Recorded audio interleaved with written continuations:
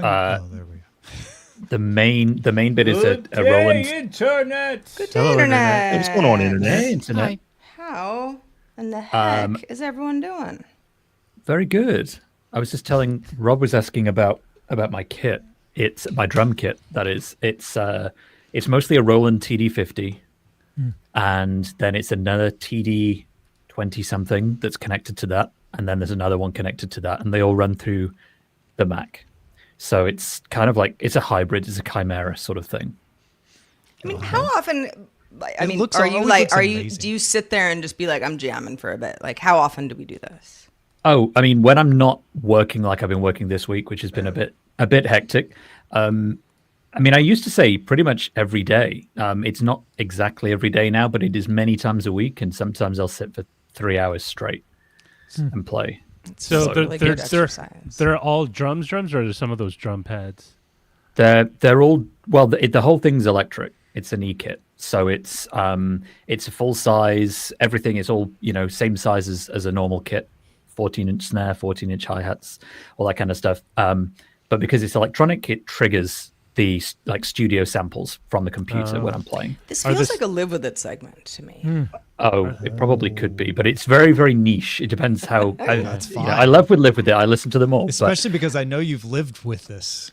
Yeah. What do you? And it just like niche is good because it's like yeah. you put together something that you really wanted that's very particular. Are you that using? might speak to other folks. Are you using like a third-party sample kit, or are you using like the Roland provided?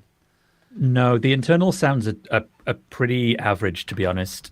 So this all runs through a Thunderbolt interface into the Mac, and then on the Mac it runs a software called Superior Drummer by this company, Tune Track. And yeah, it is a huge, vast library of samples. It's about 1 terabyte of samples total. All done in real studios, every single velocity of hit on every single possible drum, recorded with dozens of microphones around, real studio environments. It must be millions and millions and millions and millions. You could tweak the samples. attack and decay on each one. So if you wanted to do like like the whole thing with the Phil Collins, like that, where you do Yeah. So yeah, I mean, if you imagine just one drum in the middle of an empty recording studio with microphones, and a drummer sitting with a drumstick and just tapping the snare in the middle, and then tapping it a bit harder in the middle, and then harder and harder, all the way up to the full force of the hand in the middle, and then repeating that, an inch across on the same drum, and then an inch further across, and then an inch further across, and then doing that on every drum in the kit and every cymbal in the kit, and then doing that on multiple kits in the same room. And each one of those is captured by each microphone. There might be 20, 30 different microphones in that room. So every single drum, every part of the drum, at every possible velocity, and all of that is captured raw and uncompressed. So each one can then be manipulated with EQ and with effects. That's and so cool. So can be sent into Logic or into Pro Tools or whatever editor you're using, and then obviously all those edits are non-destructive, so you can go back and remix as well. And you can use them as loops too, right? In an audio tracker, you don't necessarily. If you recorded them as loops, yeah, I mean, you can just program it, and you don't have to be able to play the drums, and you'd be surprised how many non-pop songs, as in like things that you'd think, oh, that's a live band in the studio.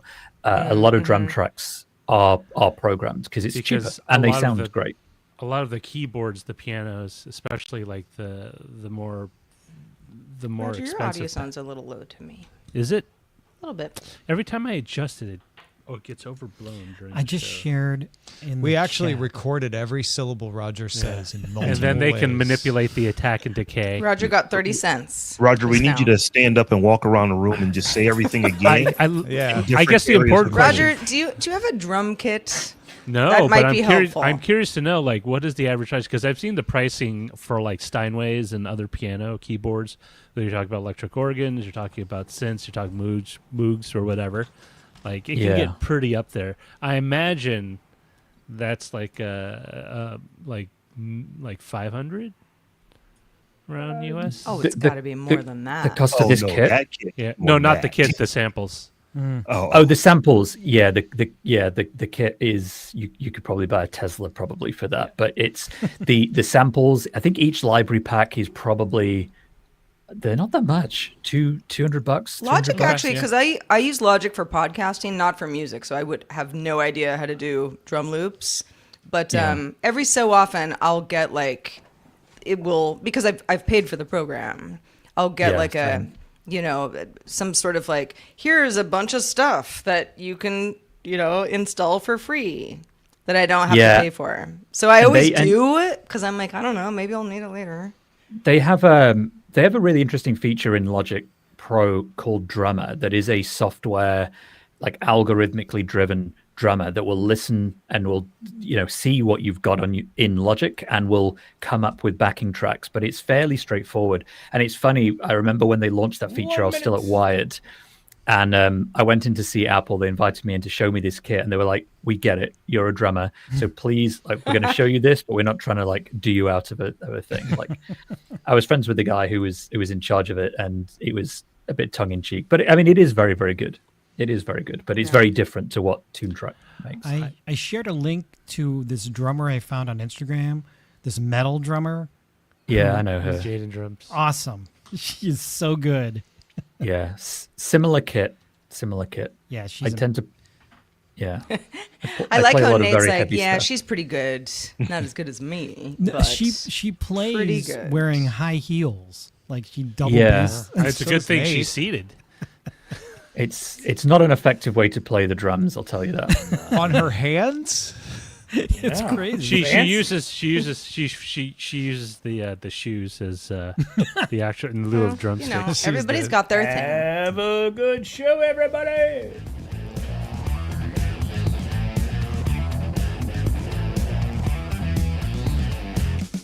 Good day, Internet. This is DTNS Live for Thursday, September 25th, 2025.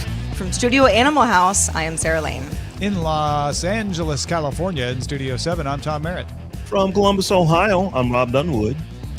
Drawing the top tech stories from the first place home of the Cleveland Guardians, I'm Len Peralta. I'm the show's producer, Roger Chang.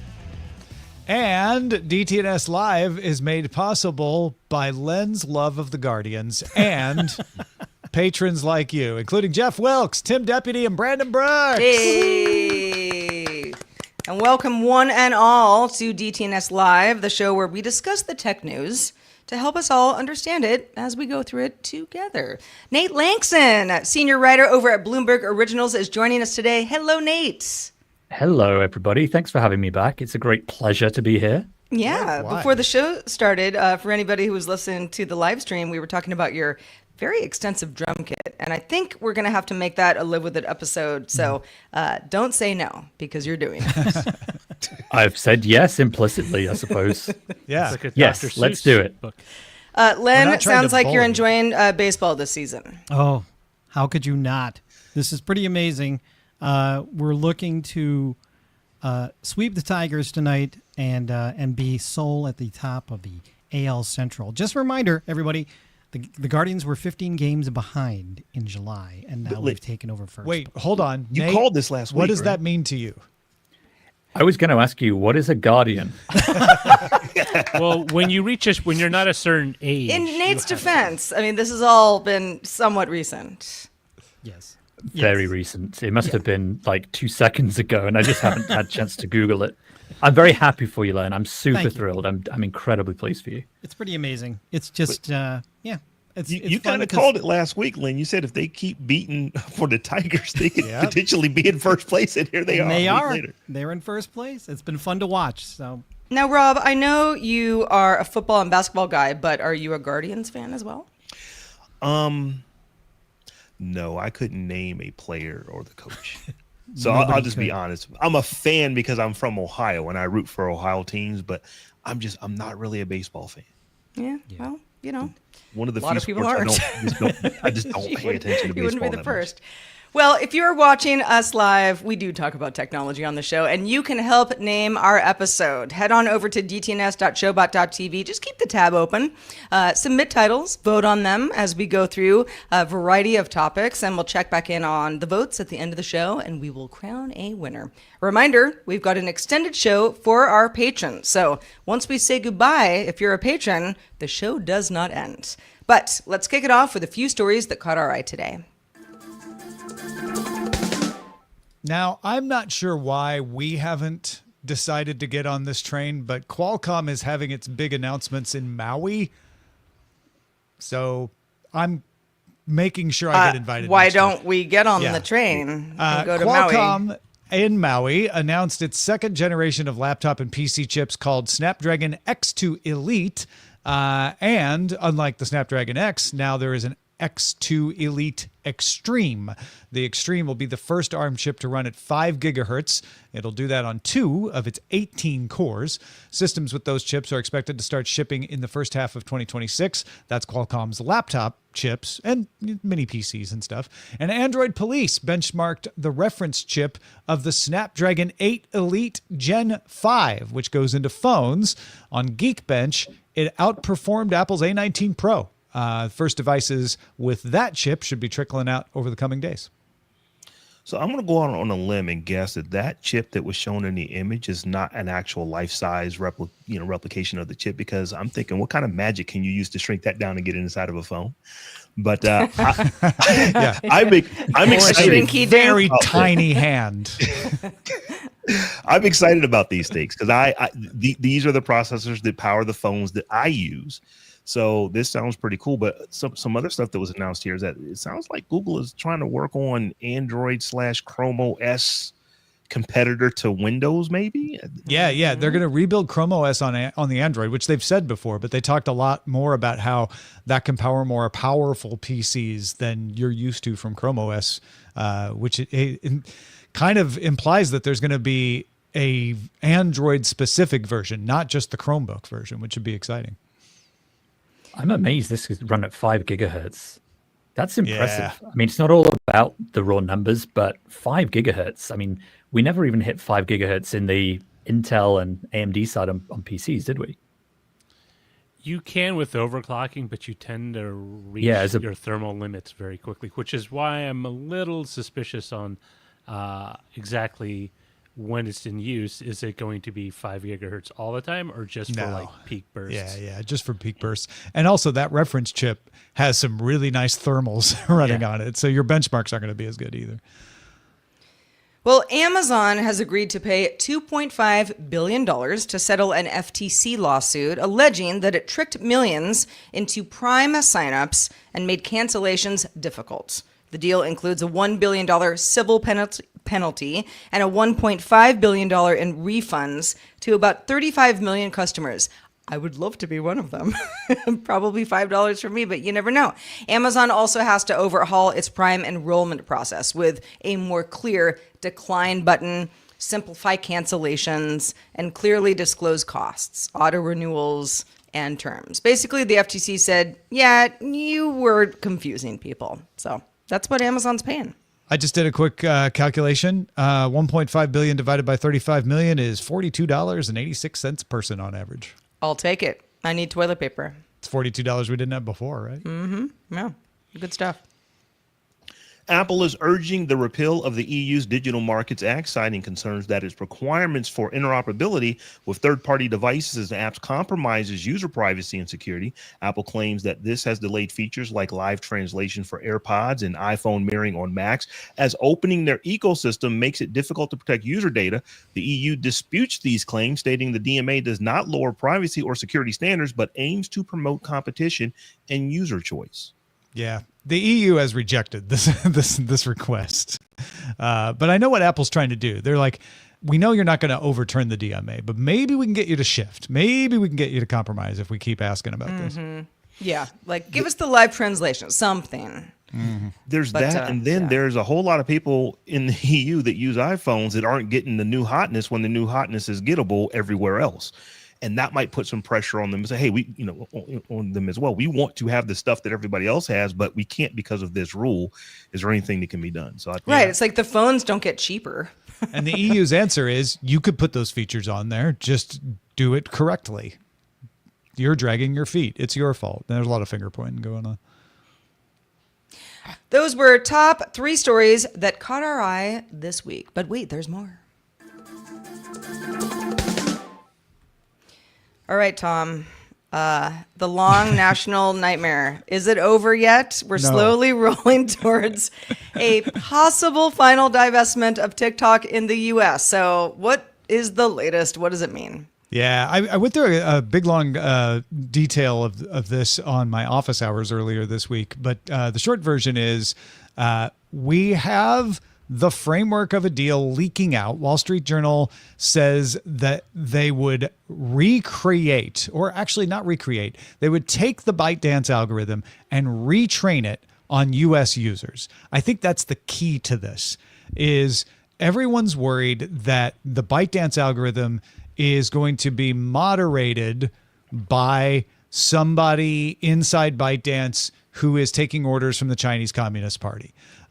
Also, people are less publicly worried that the fact that this is trained on a worldwide basis of users, many of which are Chinese, even though Douyin and TikTok are different apps, that data set might be the same. It might be pushing a narrative to U.S. users that is not what the U.S. would like to be pushed to its citizens. So we get TikTok in the U.S., ByteDance keeps a stake, but it's less than 20%, which is what the law requires. And then they retrain the algorithm and so-called lease it. I'm not sure exactly what that means, but basically that means ByteDance doesn't have to sell the algorithm, but the new company gets access to it, retrains it on U.S. users, so it's more suitable to U.S., more accurate to what U.S. people like, and then you can use the same app. You're just drawing off a different data set. And that's key, because if you made everybody switch to a new app, you're going to lose a lot of users, people who just won't want to download a new app and use it. We are recording this on Thursday afternoon. Supposedly, we're supposed to get an executive order from the President of the United States finalizing this, or ordering, the things that need to be ordered to make this happen. I keep refreshing my RSS feeds. I haven't seen it yet. But when that happens, supposedly that executive order will have a 120-day clock on completing the deal. And so we have a December 16th extension to the non-enforcement of the law that's been going on.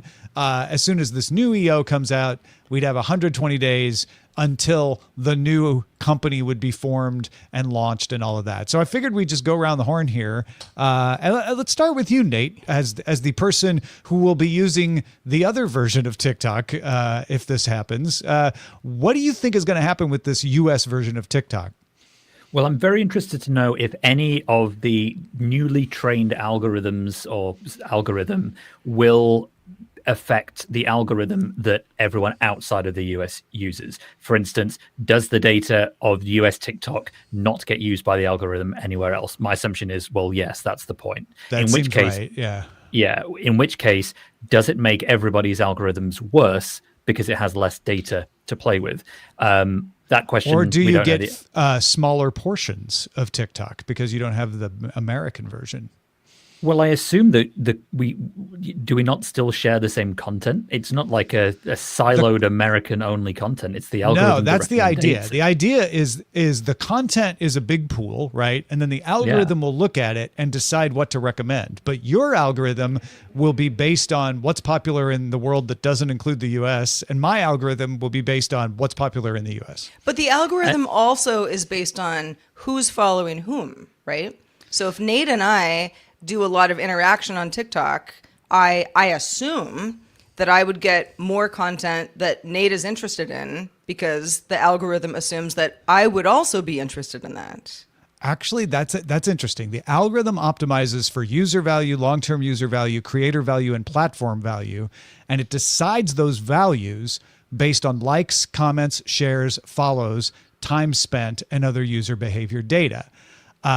So the algorithm would be the same, but the training coming off US data might indicate that it doesn't matter if you follow someone outside the US, or it could include that, but Nate following you might have a different effect on Nate than you following Nate because you're in different data sets. Yeah. And that brings me to the second point, and the second question that I have about this is how much historic data is going to be used to train this new algorithm versus only data created after a certain point.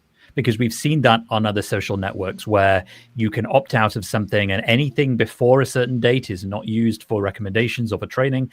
Anything after a certain date where terms of service were changed, that's fair game. And your continued use of the service basically means you're agreeing to let us use this to train our data for whatever. Yeah. So that is a question that we won't know the answer to for some time, but it is one to watch out for. And then going forward, yeah, exactly. Like, what is the relationship of data going to have a relationship with the new algorithm? If you see what I mean. If like, how is mine and Sarah's existing interactions going to play into the algorithm's decision on what she is going to see on the US TikTok? It's very, very confusing. Right. It's very confusing. Like, what signal does the ByteDance version of the algorithm training data get from Nate following Sarah? Because it won't know anything else about Sarah, right? Yeah. It won't, Well, won't in theory. have her data. Yeah. Very. Theoretically, right? But that's also the way it is now. The training is being done on the entire data set at once, but all the data is in the United States. There's a company called USDS that handles the data on Oracle servers. That's not going to change. That could give some insight to answer your first question, Nate, which is, historic data of American users is sitting there in Texas on Oracle servers. So when they retrain it, they could go back as far as that data has been collected, which is just several years now. Exactly. This is the thing. It could well be. And actually, if I was a betting man, which I'm not, but if I was, I would say actually it's probably going to be pretty much the same, bar the first few hours. It will get retrained. All of that data still exists. And then going forward, it's already so much of that data is kind of US centric anyway. Like, we see an awful lot of it over here that it'll probably just end up looking and feeling like nothing changed at all. You're going to have fewer sure big trucks in your data, and we're going to have a lot more in ours. Oh, God. We have 120 days from the time that the executive order gets signed until something has to be done. That's not when the app has to be ready. That's just when the company has to exist. That's true.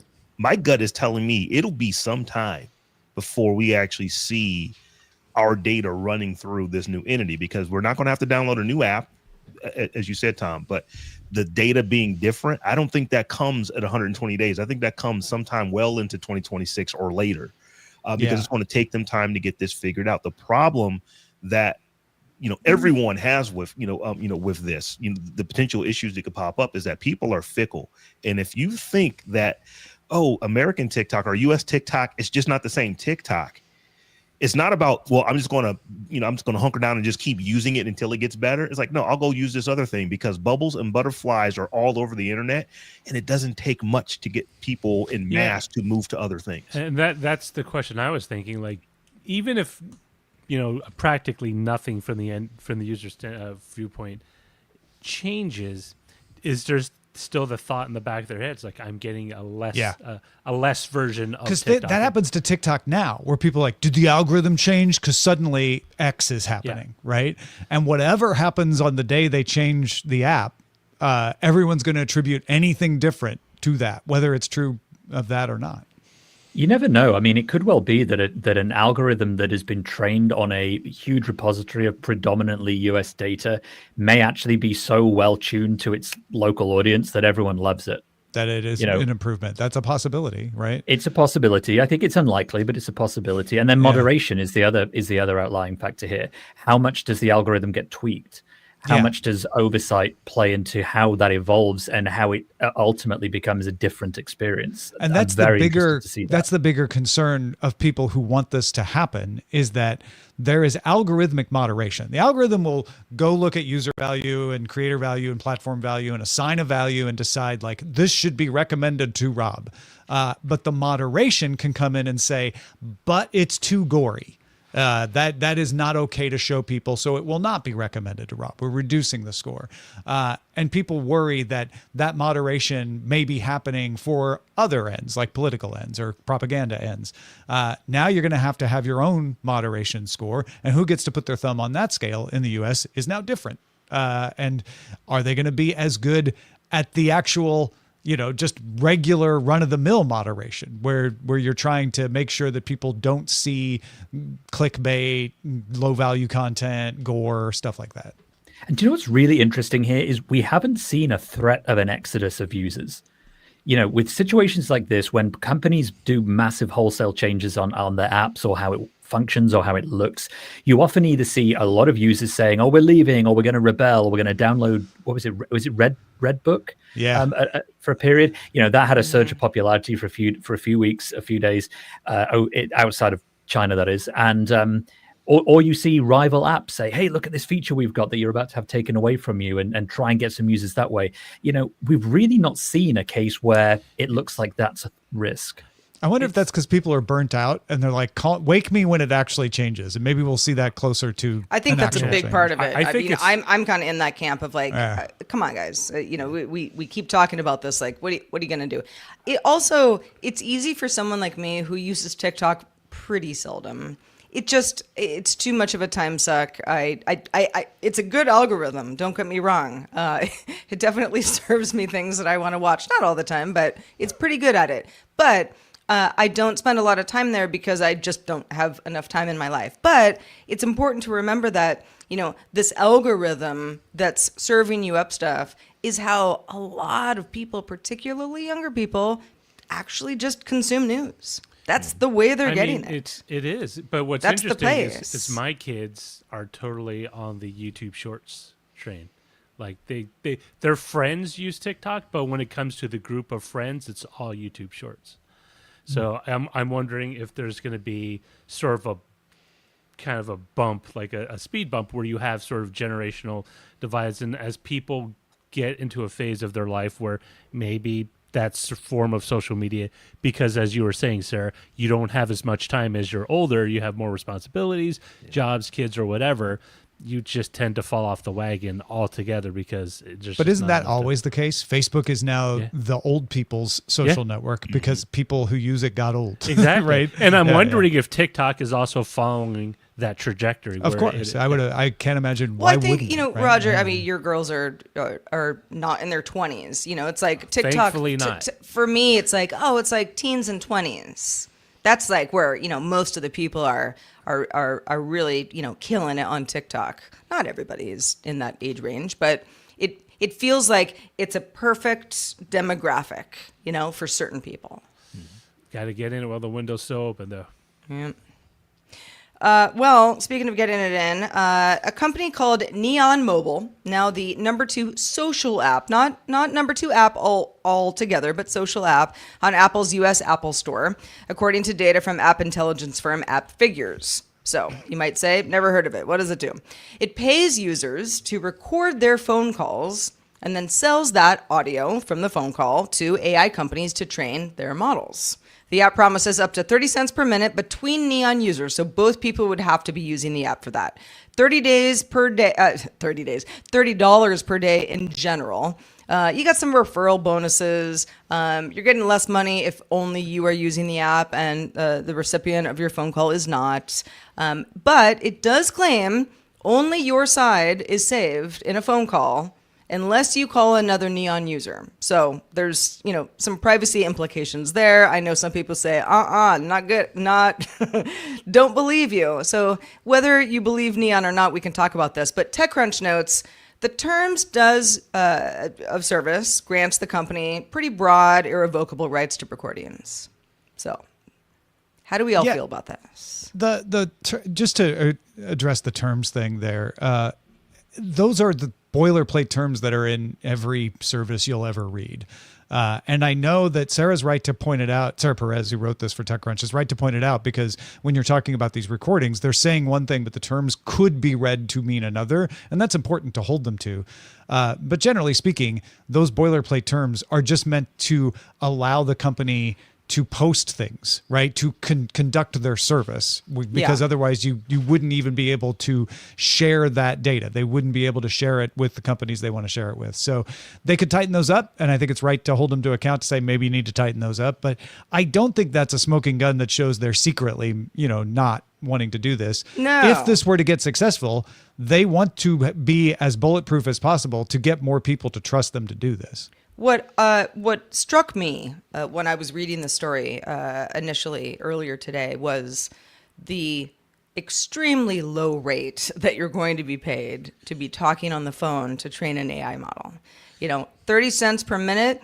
Hey man, if you want to chat on the phone all day to various people, then sure, you're going to rack up $30 at the cap at the end of the day, which So is what not that, zero. 100 minutes? Yeah. It's 100 minutes.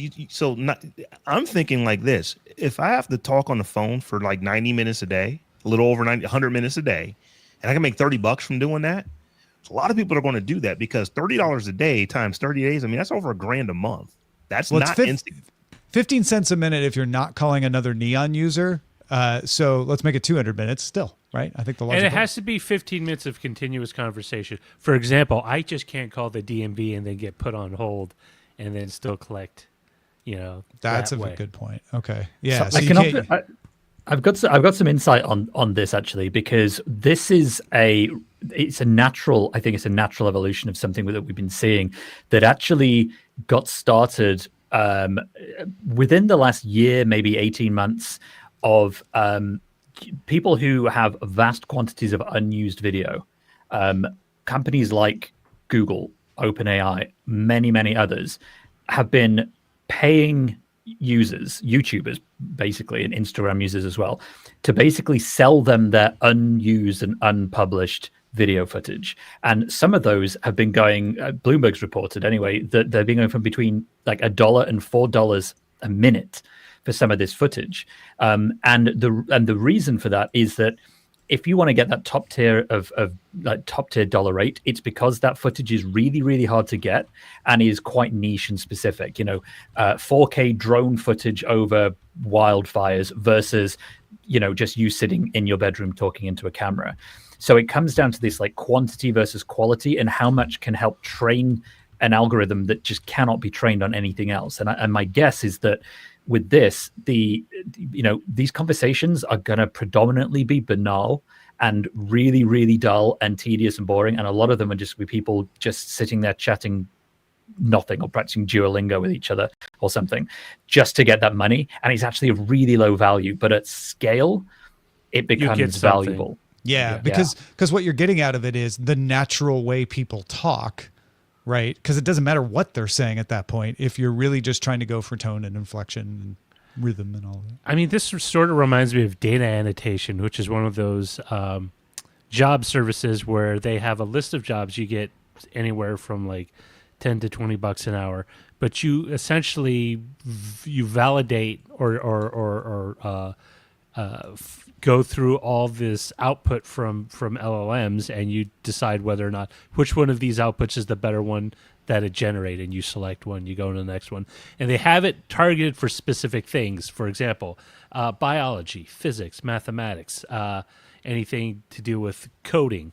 And it's a very interesting thing because 3 years ago, it was the hot thing to do for remote work because they were you fill out a questionnaire, you did a little test, and then they would just send you, fill out this survey or do this survey. And some people, they weren't living off of it, but it was nice to have like lunch money for a week, kind of thing. Side gig, side I did hustle. something similar to this Well, I tried to.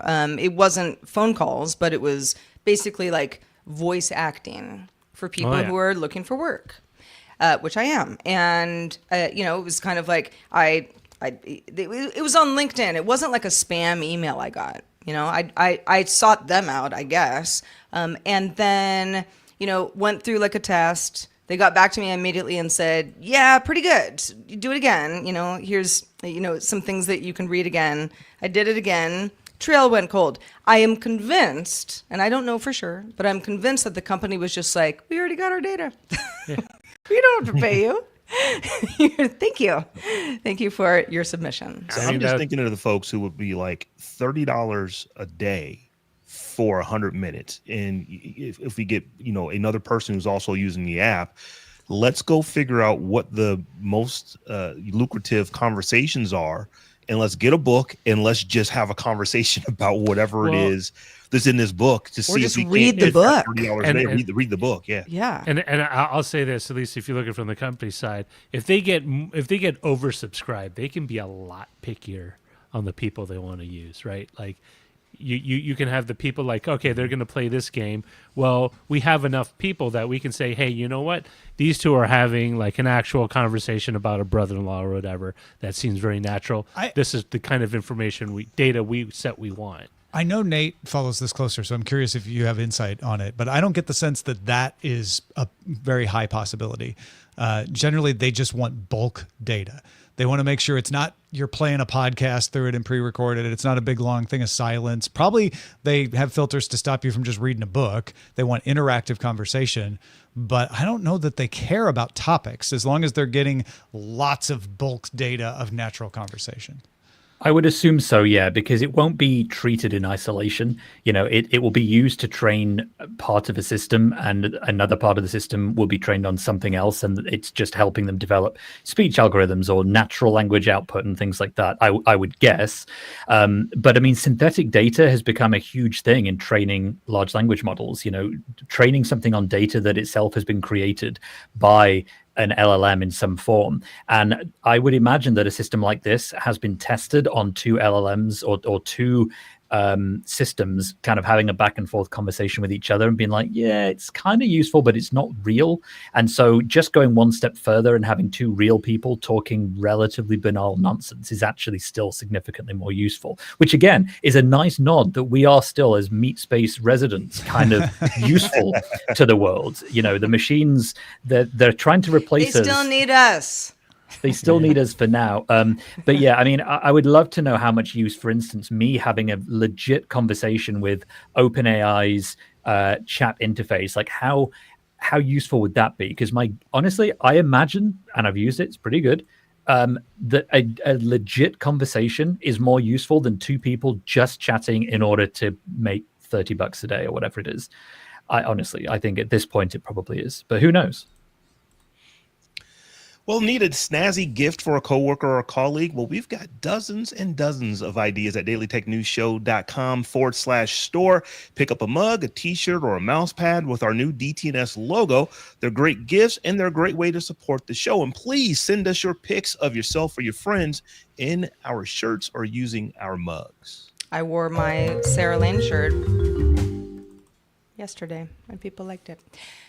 Apple's new AirPod Pro 3s promise new health monitoring features, improved battery life, and enhanced noise cancellation. Now, Nate, we know you've had a set of these for the past week or so. What are your initial thoughts? I have. I bought these. I didn't buy them on launch day. I thought, I don't think I need these. A lot of the features that I quite value, for instance, the sleep detection, where it will pause the audio you're listening to if it detects you falling asleep, they have come to the AirPod Pros too. Live translation, unless you're in the EU, sorry about that, they are also in the AirPods too. So I kind of thought the things that would really get me to want to buy on day one would be something like support for lossless audio or 12 hours of battery life or something that like really measurably improves my experience. So I didn't buy them straight away. I looked at some of the reviews and two things stood out. Somebody said the sound quality somehow is even better and the bass is deeper because of how the air is now able to move better within the cases of the AirPods themselves. And that the noise cancelling was, that Apple was right in saying it's sort of 2x improved over the previous model. So I thought, this is a world I can buy them and send them back if I don't want them. So what the heck, I'll buy some. And I did. And I thought there are three things that I'll sort of briefly summarize as somebody who owned the AirPod Pros 2 and the original AirPod Pros, as well as the non-Pro versions before that. The first is the sound quality is better. The bass is deeper. It has, for anyone who is familiar with the term sub bass, that kind of almost slightly guttural bass that is below what most bass recordings focus on. You feel like you can feel it. You can't. It's tiny. It's in your ear. But the feeling that you think you can feel it, that is more noticeable over the previous models. The second side of that is in the high end, what you'll hear people call either spaciousness or airiness or brightness, or the top end or things like that. The review said it's extended, and it is. It does sound a little brighter, a little bit airier and more open, and that's nice. It's not a million miles away from how I felt about the first Nothing earphones, the Air Ones. They had this very deep sub bass that I liked, and the AirPods didn't have. Now they do, so that is a great plus. I wouldn't say the difference between the first Pros and the second Pros. I wouldn't say that the difference between the second and the new ones is as pronounced as it was from the first to the second. It's definitely better, but it's not as huge a jump. So put a pin in that. I'll come back to that. The noise cancelling, hands down, it is significantly better. Wow. If noise cancelling is something that you appreciate in the current AirPods, it is definitely better. It's very hard to measure whether it's 2x. I don't know. But, I mean, it really feels It makes different. a difference. It really feels different. That was going to be, one of my first questions, is that because I've got the AirPods Pro 2, and I feel like the noise cancellation is really good. Like good to the point where I only use it sometimes when I feel like safe to not hear the world around me. So to have it even more so if you're traveling, if you're, in a loud space like the gym, which, is one of the reasons that I love noise cancellation. I can see why somebody would be inclined to buy these for that reason. Yeah. It is definitely better. I mean, don't get me wrong. It's not like all external sound suddenly no longer exists. I was walking. I pass a train track as I walk, ironically, to a train station. Maybe it's not surprising. There's a train track that goes past me, and I'm listening to music, and I can just about hear the train in the distance. But it's minimal. When I'm in the office, I hear nothing. If I'm listening to something, absolutely dead silent, nothing in the office, as long as there's something playing.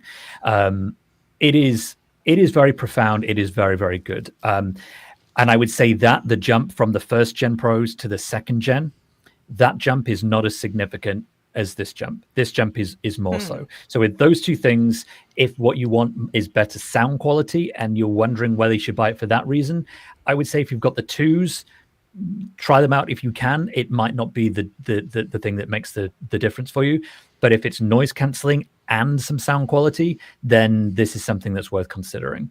And the third and final point is the new design and the fit. I'm someone who's never had a problem with these types of earphones staying in my ears. I know some people talk about how some of them do fall out, so I can't speak to that. But what I can speak to is that I have a noticeably slightly larger ear canal in one ear than the other. It's weird. Most of me's in perfect balance. If you audited the diameter of my nostrils, we're all asymmetrical, Nate. It's cool. It's cool. They pass a nostril audit, is what I'm saying. But my ear holes, if that is the term, ear canals, one of them is bigger than the other. So I've always bought aftermarket ear tips just to make sure that one of them is a little bit bigger. With the new AirPods, I have found that the design coupled with the ear tips that come in the box, as long as I'm using the large ones, I'm not using aftermarket ones. And that's the first time in 3 pairs of buying AirPod Pros. So for me, at least, that's a plus. It's saving me, what, £5, $10 or something on not buying those ear tips. But maybe it points towards the design, excuse me, being a plus. So with those three things put together, I bought them, I could return them and go back to my AirPod Pros 2. Am I going to? No, I'm going to keep them. So I'm happy, and that's great. But I'm also aware that I'm not getting rid of my other pair.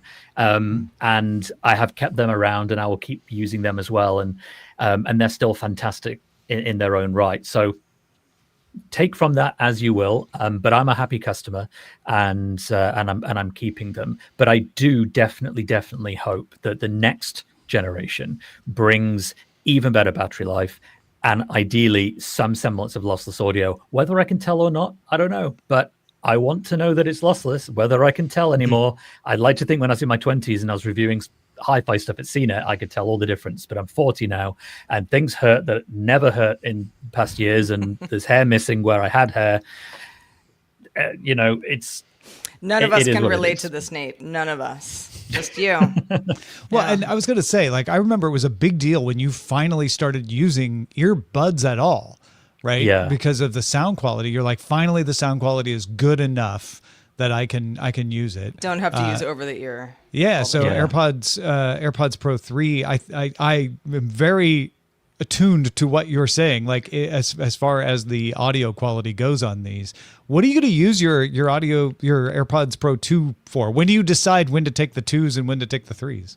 Well, that's happened once, and it wasn't deliberate. And it was because I was working from home on Wednesday yesterday, and the case looks identical. I mean, it's not identical, but it looks identical if you're more than like an inch away from it. And I had a meeting that I'd forgotten I needed to join, and I just pulled them out and I thought, oh damn, these are the 2s. Oh well, put them in. And it was just a reminder that actually these are still really good. And I always kept my Gen 1 case in my backpack and kept it charged, just in case I needed to charge another pair or something, just as a safeguard. In fact, it wasn't the Gen 1 box. It was a replacement charging case for the Gen 2s, but I kept them in my bag anyway just to charge it. So I'll still carry them around and I'll still use them. And on flights, the battery life so far seems to be about what Apple says it is, and that's great, but they'll degrade over time. I'll be in Hong Kong in a month or so. That's a 13-hour flight, and normally on those length flights, I've got my AirPod Pros, but I also take my Bowers & Wilkins ones, which, these ones, or something similar, and swap them out while the other one is recharging. So again, I'll use it for that, and I won't feel like I'm suffering to drop down to the 2s. And that's why, obviously, with all these things, it's relative. Your mileage may vary, and they're not cheap. Like, they're not cheap. And I rationalize it to myself that, look, I'm using these for like 6, 7, 8 hours a day. I sleep in them. If I lost my previous pair, and the new ones were out, I would have gone out the same day and replaced them. Like, I really rely on them. So it's like, as a heavy user, I feel like whether or not they are like 2 times better at everything, I'm getting so much value from them that I don't really mind. And that's great. But again, everyone else is different. But if you can try them and you can return them, then do. I did notice actually on Amazon, the AirPod Max models, there's a line that I saw in there. I wasn't even looking for it. It said item is frequently returned. And I thought, I wonder why that item's On frequently Apple's returned. side, it said that? No. On Amazon Oh, in the UK. Oh, okay. Yeah. It said, I was looking at the comparison. It said item is frequently returned. So, but these didn't, and neither did the AirPod Pros 2. So, When you mentioned being in the office and how the noise cancellation just cancels out everything, I'm reminded of some years ago, way before there were AirPods at all, there were earbuds and noise canceling headphones, but we weren't in the era that we're in now. I used to just blast white noise all day into my ears if I had to write or just pretend that I was alone. Yeah. Which some people, you can still do that. I mean, that works for some people, but it was like, that was my best option. Yeah, that was your because workaround. Otherwise, everybody else was too distracting. and I think the bubble that this creates, and in fact, maybe I'm parroting Apple PR here because they do, I'm sure in one of the models, they talked about having a private bubble. That is kind of what it feels like. But if you're not listening to anything, although it is a much, much nicer natural noise cancelling, just having the ANC on but not listening to anything, that's good. But it's when you introduce even a relatively quiet a podcast or white noise or some background audio or something like that, that is when you notice, okay, these are really effective in collaboration with a little bit of subtle audio. That said, I listen to a lot of death metal at work. So a lot of people are not going to get through that anyway. But even when I'm not, the effect is still pretty profound and very, very impressive. Well, thank you for the review, Nate. Good stuff for anybody who's on the fence about buying these or buying something that's in the similar realm of the AirPod Pro 3s. All right, Rob. Speaking of new design ideas that lots of companies have been trying out as of late, is Apple finally giving in and bringing touchscreens to the MacBook Pro? Sarah, it's very possible. In fact, maybe even probable. Rumor has it that Apple's MacBook Pro line could get a touchscreen OLED display with on-cell touch technology as soon as late 2026, according to analyst Ming Chi Kuo, who's right more often than not when it comes to these types of rumors. This supports earlier reports from Bloomberg's Mark Gurman, who predicted a touch-enabled Mac by 2025 and foresees a future where iPads and Macs share touchscreens, OLED displays, and similar user experiences. This decision may stem from observing iPad user habits, suggesting Apple believes touch controls will boost MacBook productivity and possibly lead to Apple Pencil support. So my question to my MacBook Pro wielding brethren on the live stream tonight, are you guys interested in MacBook Pros with touchscreens? Should I go first? Go Whoever. first. I don't know. I don't know that I want that. I have a Chromebook with a touchscreen, and every so often that becomes useful where I'm like, ooh, I've got the touchscreen. I'm glad I do. But I rarely feel that on my MacBook Pro because of my use case for it. So I feel I fall into the bucket they've defined up till now, which is like, yeah, you have a tablet if you want to do touchy things, and you don't need that. You don't want that gorilla arm on your laptop. But I full well know there are cases with a laptop with my Chromebook where I'm glad it's there. I never feel like I need it when I'm working on the MacBook, and maybe it's because of the way I've divided up what I use the different devices for. There was a time where when I was using an iPad on a daily basis, which I haven't in a while, and also using, so iPhone, iPad, MacBook, because I'm an Apple person, and I would sometimes touch the MacBook screen and be like, duh, I'm not on my iPad right now, and so for that reason, it's like, this does feel like something that could just flow better for the person who's doing lots of stuff and using something a little bit more robust, which would be Mac OS. But at the same time, it's like, if you don't need it, you don't need it. And it also introduces smudges, which you're going to get on any device. So that's just part of life. My touch screen in my car is disgusting because I'm supposed to touch it all the time. Right. I'm like, part of me is like, why do we even do this? So yeah. I'll say that there'll probably be enough cases for it for people to find use for it. Really, the notebook just needs to be able to bend backwards and form a tent, like the way my kids do with the Chromebook, because they love touching the screen and they hate using the trackpad and the keyboard, because for them, they're so used to smartphones and tablets. That's the language they learned of, human computer interface. When they first saw a TV, they were all trying to swipe it to get it to, change its functionality instead of using a remote. So I think there's something here, but the form factor of the MacBook needs to be able to either fold all the way back so it becomes a tablet, or allows you to form a tent so you can just sort of stick it on a table and you can tap things as you go, because there are use cases where you just really need to touch something and move on to the next screen without necessarily having to highlight it, click on the touchpad, and then move the cursor over to click on something else. Maybe it's because I use my laptop hooked up to a monitor all the time. Like I know that monitor is not a touchscreen, so it's just in my head. That's how I think of that laptop, is like, no, this is not a thing I can touch. So I'm just thinking of my Dell XPS 15. It is sitting on a docking station right now. And if I'm honest, I rarely, if ever, touch the screen on this. When I say rarely, it might be accidentally a couple or 3 times a year. However, when I take it off of the docking station and I don't have an additional 3 monitors that are plugged into it, and I'm at a coffee shop or on a train or on a plane, I would be lost without the touchscreen because it's there. In fact, thinking, I just got off a flight Monday morning, and as I'm flipping through things on the laptop, I'm literally just using my thumb to scroll the pages as I'm going back and forth. I'm not using the mouse pad. I definitely didn't have my mouse. I don't want to drop that thing on an airplane.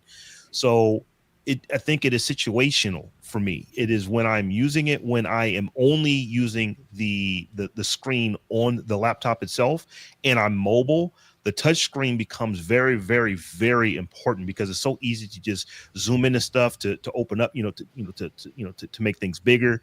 As compared to when I'm on my, I got these giant monitors sitting here. I never really need to do that. The monitors are 4K or higher resolution. So it's for me, it is situational. So if I wonder if a lot of Mac Pro users now will say, well, no, I don't need it because you don't have it.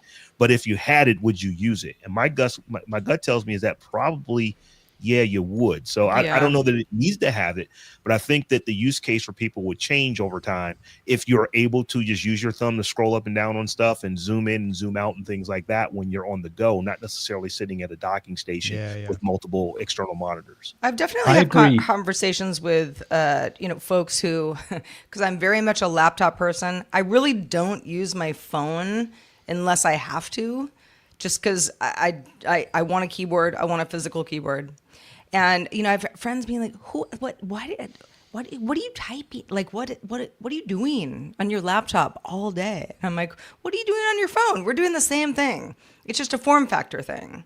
Some of us are used to, like, I need a number pad on my smart trackpad. Like, do I really need it to live? No, but I really want it.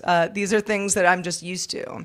And Roger, like you were saying with your kids, it's like they're used to something completely different.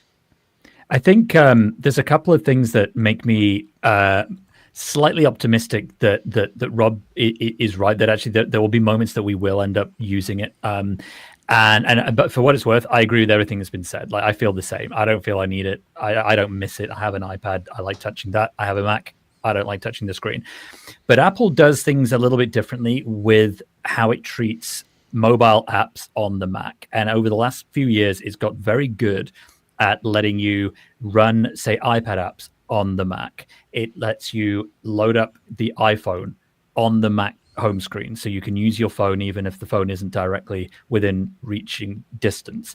And I think having a touch screen on a Mac, and you perhaps can sort of interact with your phone on the screen while you're using your trackpad, like that will end up feeling much more natural. And I could see that if Apple really wants to go down that integration route of saying, look, it's just like using your phone and you just touch the screen and it's right there, I could see that working.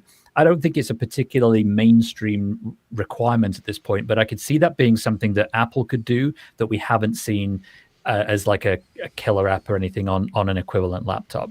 And the other thing is, I do wonder if Apple will think further about, well, what if you're using one hand on the screen and one hand on the keyboard? What else could you do by being able to touch the screen that you couldn't do on the trackpad? And I don't know what that is, but I feel it's the kind of thing that Apple has quite a good few ideas about doing. Touch bar on the Mac notwithstanding, because that other than Sarah, who I know loved it, which is weird because no one else did, but it's good to be different. Other than that, I think there's options there. I still ride for the touch bar. And it says amazing things about you too. Yeah. Just depends on what you're using the touch bar for. Anyway, we know many of you, as you're listening to this conversation, are like, I have thoughts about this. And we love to hear your thoughts. So with that said, let's check out the mailbag. That Charlie dude wrote in and said on last week's DTNS Live, you discussed OpenAI's ChatGPT usage study. This was Robb's story, showing that 70% of messages were non-work related. After digging into their methodology, I found something interesting. They classified education and tutoring, which is about 10% of all prompts, as non-work under the practical guidance category. This means many educators creating assignments or lesson plans were grouped as non-work users. The study also classified ambiguous messages as non-work, which could further understate professional usage. Makes me wonder how many legitimate work tasks like email writing, presentation prep, or research were actually misclassified due to these methodological choices. Thanks for the excellent coverage that inspires this kind of deeper analysis. Good points. Yeah. I mean, hey, if you're a teacher, you're definitely working. You can make numbers say whatever you want them to say if you put the right words next to them. Well, thank you to that Charlie dude, and thank you to everybody who writes in each week. Please keep those emails coming. You make our show better. Feedback at dailytechnewsshow.com is where to send your thoughts. And of course, if you're a patron, you can comment on anything that we post to Patreon as well. We read every single message. We also read Len Peralta like a book. Do you really? Yeah, well, because I get your art and I put it together in a book, and then I look at it. Oh, yes. You and I wrote a book, graphic novel one time Yes, together. we did. Len, what have you been drawing for us today? Well, I tend to draw things worst case scenario. Well, not even worst case scenario, but just like the extreme, right? And I know a lot hasn't really been figured out with TikTok. We have another 3 months to figure that out. But this is kind of my take on it, I think. You know what the new TikTok may look like? Little tiny American flags coming out of the phone. Sings Lee Greenwood. It could be this. Could be. I'm not predicting it. I guess I am predicting it, but I guess we'll see in a couple months of what it becomes. It loves baseball and hot dogs and apple pie. It loves the Fonz, right? Yeah. Isn't he? Yeah. Yeah. The Fonz or Henry Winkler? Both. I think it's a both. Yes. Well, if you are, if you're interested in the new TikTok and what it can be, and you'd like this hanging in your your little cube or wherever at home, you can get this right now at my online store, lenperaltastore.com, where you can also order, commission me for stuff, or you can go to my Patreon, patreon.com/Len, where if you back me at the DTNS level, you'll get it immediately. So why don't you do that too? You can do both. Who knows? It's great. So. Well, thank you, Len, as always. And also thank you to Nate Lanxon for being back here with us. Nate, let folks know where they can keep up with your latest.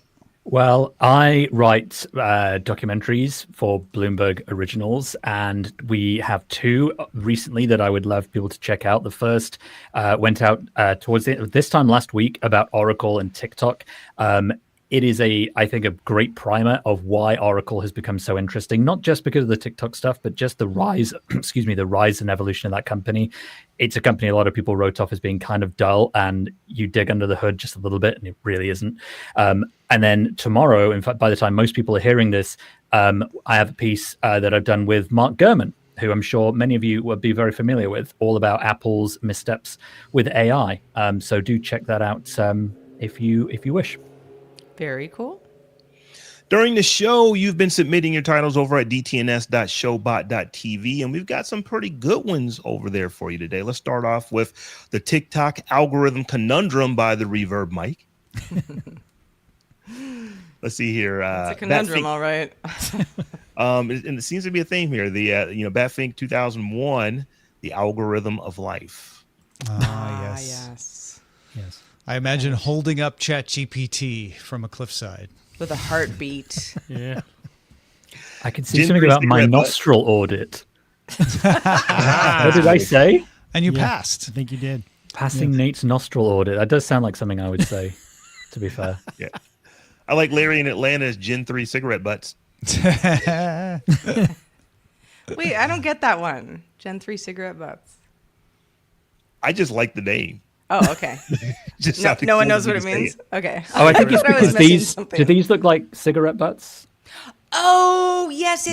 Oh, Got do. it. It's an Yes. AirPod thing. Okay. Yeah. I always thought they looked like the attachment on an electric toothbrush. They do, cigarette don't they? butts. Yeah. Don't mix them up. Don't brush your Sarah, teeth with them. That's very dangerous. What did we decide to go with today, Sarah? Well, Rob, we did have a lot of good submissions, but we went with the Reverb Mics getting touchy about MacBooks. Man. Get it? nice. Get it? La la la la la. What do you mean la. I can't touch my MacBook?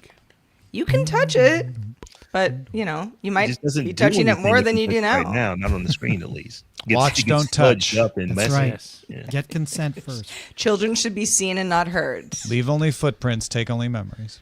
There you go. Nice to look at, nice to hold, but if you break it, consider it sold. Oh wait, that's my retail. That's a retail That's flashback. very nice. I have a T-shirt that says that. Yeah. I'm with him is the t-shirt I have. Hey, everybody. Thanks for supporting us in all the various ways you could do it. We are on LinkedIn. We're on Patreon. We're on Twitch.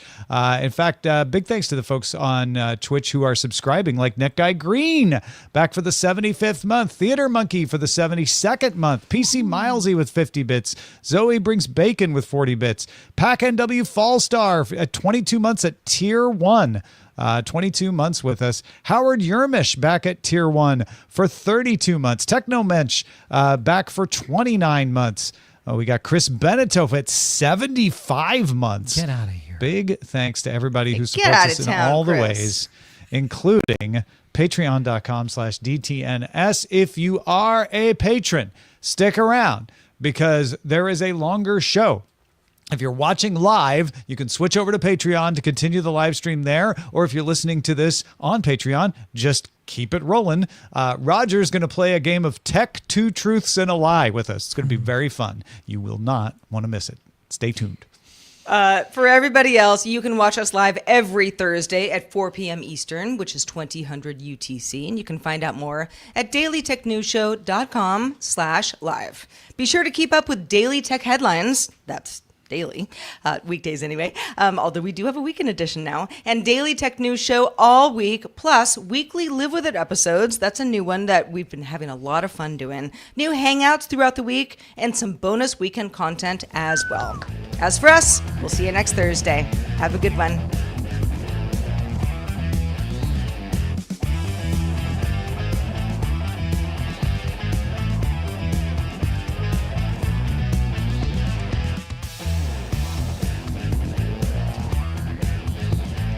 This week's episode of DTNS Live is brought to you by the following people. Producer and host Sarah Lane. Host Tom Merritt. Host Robb Dunewood. Producer Roger Chang. Video producer Joe Kuntz. Producer at large Anthony Lemos. Social media producer and moderator Zoe Detterding. Our mods: Beatmaster, W. Scottus 1, BioCow, Captain Kipper, Steve Guadarrama, Paul Reese, Matthew J. Stevens, aka Gadget Virtuoso, and J.D. Galloway. Mod and video hosting by Dan Christensen. Music provided by Martin Bell and Dan Luters. Art by Len Peralta. Acast ad support from Tatiana Matias. Patreon support from Bobby Wagner. Our guest this week was Nate Lanxon. And thanks to all our patrons who make the show possible.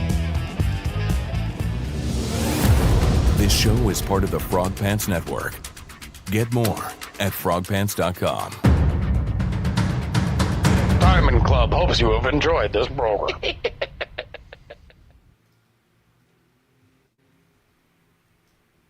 Yay, I remembered just in time. Sorry, I was like, Tom. Right. I couldn't. I know you said it right.